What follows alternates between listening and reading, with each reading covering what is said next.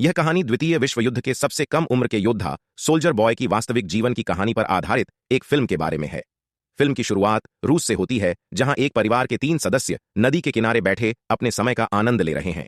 उनमें से सबसे छोटा सर्गेई एलोशकोव अपने बड़े भाई और मां से एक पेड़ के सबसे ऊपर चढ़ने का दावा कर रहा होता है कि तभी अचानक जर्मन लड़ाकू विमान ऊपर से उड़ान भरते हैं।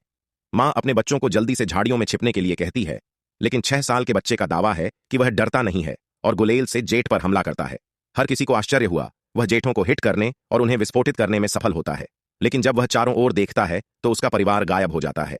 सर्गेई स्वप्न से भयभीत होकर उठता है और अपनी मां को पुकारता है। तभी कोई उसके दरवाजे पर दस्तक देता है। यह समझकर कि यह उसकी मां है, वह उसकी ओर भागता है, लेकिन एक पड़ोसी महिला घबराकर वहां आ जाती है। वह उसे जीवित रखने के लिए भगवान को धन्यवाद देती है और उसे सूचित करती है कि उसकी मां और भाई मर चुके हैं। छोटा लड़का समझ नहीं पाता कि वह क्या कह रही है और घर में रुककर मां का इंतजार करना चाहता है। महिला उसे बताती है कि जर्मनों ने उन पर हमला किया है और उसे भाग जाना चाहिए। तभी कुछ सैनिक उनके घर के पास पहुंचते हैं। महिला सर्गेई को खिड़की से बाहर भगाने में कामयाब हो जाती है, लेकिन इससे पहले कि वह उसके साथ भाग पाती, उसे गोली मार दी जाती है। 6 साल का छोटा बच्चा अब अकेला है, उसका कोई परिवार और दोस्त नहीं है। जैसे ही सर्गेई घर से भागता है, वह देखता है कि उसका पूरा पड़ोस उसके पीछे जल रहा है। वह व्यर्थ ही अपनी मां को पुकारता है और वहां से भाग जाता है। कुछ देर दौड़ने के बाद वह जंगल के बीच में पहुंच जाता है। छोटा बच्चा अपनी मां को बड्ढी करुणा से बुलाने लगता है कि हे मां, आओ और मुझे अपने साथ ले आओ, क्योंकि वह खो गया है। उस रात वह जंगल में ही रुकता है। अगली सुबह जब शत्रु सैनिक उसकी ओर आते हैं, उसे एक नदी से पानी पीते हुए देखते हैं। सर्गेई यह जानते हुए कि वे खतरनाक हैं, जल्दी से एक पेड़ की जड़ों के अंदर छिप जाता है। लेकिन तभी एक सांप पास में आता है तो वह चौंक जाता है, लेकिन एक शब्द भी नहीं बोलता, न ही भागता है, क्योंकि सर्गेई को सांप से ज्यादा सैनिकों से डर लगता है। सैनिक नदी के किनारे खाना खाते हैं और चले जाते हैं, जिसके बाद सर्गेई उनका बचा हुआ खाना लेता है और रात भर खाता रहता है। हालांकि दिन के अंत तक छोटा लड़का थक जाता है। उसने 2 दिनों से ठीक से खाना नहीं खाया है और बिना किसी मंजिल के चल रहा है। वह लंगड़ाते हुए गिर जाता है, लेकिन चलना बंद नहीं करता। रास्ते में वह जंगली जामुन देखता है और उन्हें खा जाता है, लेकिन तभी उसके पीछे एक विस्फोट होता है। वह आश्चर्यचकित हो जाता है। उस 6 साल के लड़के को चक्कर आ जाता है और उसे अपने पीछे आ रहे किसी व्यक्ति का आभास होने लगता है। हालांकि ऐसी परिस्थितियों में भी वह बहादुरी से खड़ा रहता है और सामने वाले को बताता है कि उसके पास राइफल है और डरा हुआ नहीं है। वह लंगड़ाते हुए आगे बढ़ता है, लेकिन थोड़ी देर बाद बेहोश हो जाता है। जब वह सो रहा होता है, 2 सैनिक उसके पास आते हैं। यह दृश्य रूसी सेना के अड्डे की ओर जाता है। कमांडर कुजनेत्सोव अपने सैनिकों की प्रतीक्षा कर रहे हैं। वे छोटे बच्चे के साथ अंदर आते हैं, जो घायल और कमजोर है। जब सैनिक दावा करते हैं कि वे लड़के के पक्ष में हैं, तो छोटा लड़का खुलकर बोलता है, अपना परिचय देता है। जब बच्चा कमांडर से हाथ मिलाता है तो सैनिक हंस पड़ते हैं। वह सुझाव देता है कि वह भी अपना परिचय दें। सैनिकों को छोटा बच्चे से स्नेह हो जाता है। वो उसके चारों ओर घेरा बना लेते हैं। वे उसे पानी पिलाते हैं और खाना खिलाते हैं। यहां तक कि कमांडर भी बच्चे की देखभाल करता है। कात्या नाम की नर्स सर्गेई के घाव पर मरहम लगते हैं और ड्रेसिंग करती है और उसके मासूमियत से मंत्रमुग्ध हो जाती है। बच्चा उससे अपने घावों पर एक टैंक बनाने के लिए कहता है, क्योंकि वह बड़ा होकर एक सैनिक बनना चाहता है। घायल सैनिक भी बच्चे से बात करते हैं और काफी अच्छा महसूस करते हैं। सर्गेई कमांडर की बंदूक और उसके बैच से रोमांचित है। कमांडर भी छोटे लड़के के सभी प्रश्न का उत्तर देता है और गोलियां निकालने के बाद उसे अपनी पिस्तौल के साथ खेलने देता है। सर्गेई उसे अपने पेट पर खींचा हुआ टैंक दिखाता है और खुद के सैनिक होने का दावा करता है। लड़का बहुत जल्दी ठीक हो रहा है। नर्स कात्या ने कमांडर से लड़के को बटालियन के साथ रहने देने के लिए कहा, लेकिन वह इससे असहमत हैं और दावा करता है कि यह सुरक्षित नहीं होगा। वह सर्गेई को अनाथालय भेजना चाहता है। सैनिक अपना सारा खाली समय सर्गेई के साथ बिताते हैं। दिन भर में कई लोग उससे मिलने आते हैं। वे उसके लिए अपने परिवारों द्वारा दूर से भेजा गया भोजन लाते और यहां तक कि उसे अपने दूरबीन से खेलने भी देते। एक दिन एक सैनिक कमांडर के पास जाता है और उससे लड़के को बटालियन के साथ रहने देने के लिए कहता है। सैनिकों का बच्चे के साथ घनिष्ठ संबंध बन गया है और वे उसे अपना मानते हैं। उसकी उपस्थिति उनके दिल से युद्ध का भार हटा देती है। हालांकि कमांडर अपनी बात पर अड़ा हुआ है और उसकी सुरक्षा के लिए लड़के को अनाथालय भेजना चाहता है। अगले दिन दुश्मन हमला करते हैं और कई सैनिक घायल हो जाते हैं। सर्गेई को अनाथालय ले जाने के लिए एक वाहन आता है। कमांडर बच्चे को खबर सुनाता है और उसे उपहार के रूप में एक लकड़ी की पिस्तौल देता है। लड़का बदले में वह उसे गले लगाता है और अपने दिल की बात करता है कि वह कमांडर की सुरक्षा के लिए डरा हुआ है। कमांडर का दिल इस बात से पिघल गया और उसका मन बदल जाता है। वह सर्गेई को अपने बेटे के रूप में सैनिकों के साथ रहने के लिए कहता है। उस रात सैनिक छोटे सर्गेई के लिए छोटे मिलिट्री कपड़ों की तलाश कर रहे हैं। वे सर्गेई को साथ पाकर बहुत खुश हैं। कमांडर ने सर्गेई को जगाया और उसे कपड़े दिए। वह उन्हें पहनता है और चारों ओर खुशी में दौड़ता हुआ एक वास्तविक सैनिक की तरह लग रहा है। बाकी लोग उसे अपना छोटा सिपाही लड़का कहने लगते हैं। जैसे ही बच्चा इधर उधर भागता है, जर्मन बटालियन पर हवाई हमला शुरू कर देते हैं।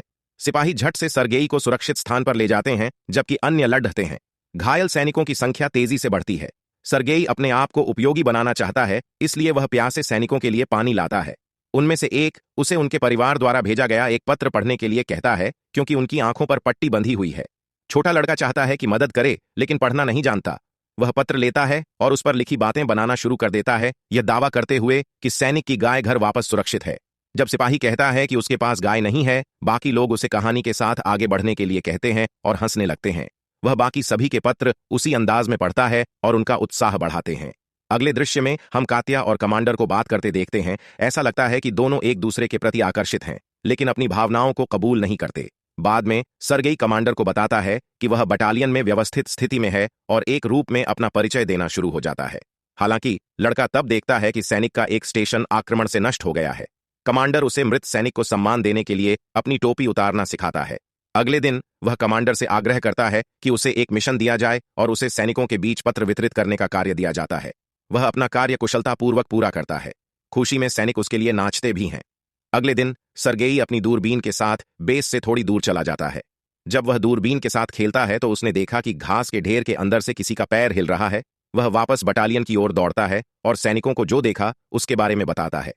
सैनिक कंफ्यूज्ड हो जाते हैं, लेकिन फिर भी लड़के के साथ जाते हैं।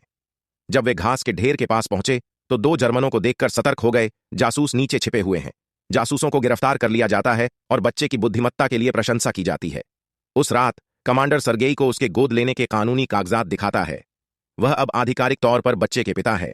सरगेई को कात्या के प्रति कमांडर की भावनाओं के बारे में पता है, इसलिए उसकी दयालुता का बदला चुकाने के लिए वह कात्या के पास उसके प्यार का इजहार उसे कबूल कराने के लिए ले जाता है।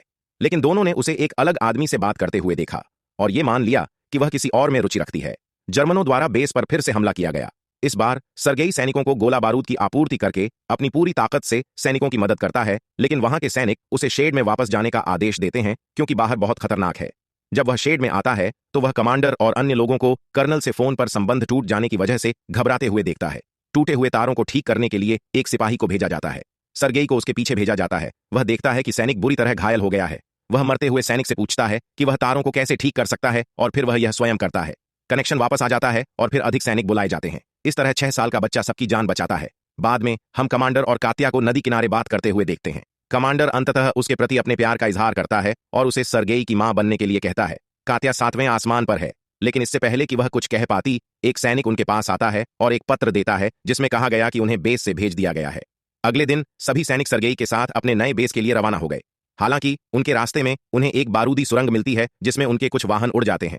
कमांडर को चोट लगी है। समूह का अर्दली, जो सरगेई का करीबी था, विस्फोट में मर जाता है। वह रोता है और कमांडर को गले लगाता है। वे घायलों को अपने साथ ले जाते हैं और अपने नए अड्डे की ओर अपनी यात्रा जारी रखते हैं। जब वे अंततः दूसरे बेस पर पहुंचते हैं तो वे कमांडर के नेता से मिलते हैं। वह भी बच्चे की महत्वाकांक्षा से प्रभावित है और कमांडर को इतना स्मार्ट बच्चा होने के लिए बधाई देता है। अगले दिन उनके डिवीजन को और LDDDHK को गार्ड के बैनर से सम्मानित किया जाता है। जब जनरल उसे अपना बैच देता है तो वह अपने देश को बचाने का वादा करता है। एक रात उनके अड्डे पर बेरहमी से हमला किया जाता है और कमांडर खंडहरों के नीचे फंस जाता है। सरगेई अपने पिता के लिए रोता है और उसे बचाने की कोशिश करता है। वह अन्य सैनिकों को बुलाता है जो अंततः कमांडर को बाहर लाते हैं। अगले दिन सरगेई एक घायल कमांडर के पास जाता है। कमांडर को बचाने के प्रयास में उनके हाथ में चोट लग गई थी। वे युद्ध में जहां भी जाते हैं, बच्चा अब टीम का एक अभिन्न अंग है। फिल्म तब समाप्त होती है जब रेजिमेंट को दूसरे बेस पर जाते हुए देखा जाता है। बैकग्राउंड में एक आवाज बताती है कि उसने स्टेलिनग्राद युद्ध में भी भाग लिया था और सैनिकों के साथ पोलैंड पहुंच जाता है। इस तरह इसे दुनिया के सबसे कम उम्र के सैनिक के रूप में जाना जाता है, जिसकी बहादुरी की कहानी अब पूरी दुनिया में फैल गई है। Want more movie moments? Just hit that follow and subscribe button. That way you're all set to catch every scene as soon as it drops. Don't miss out!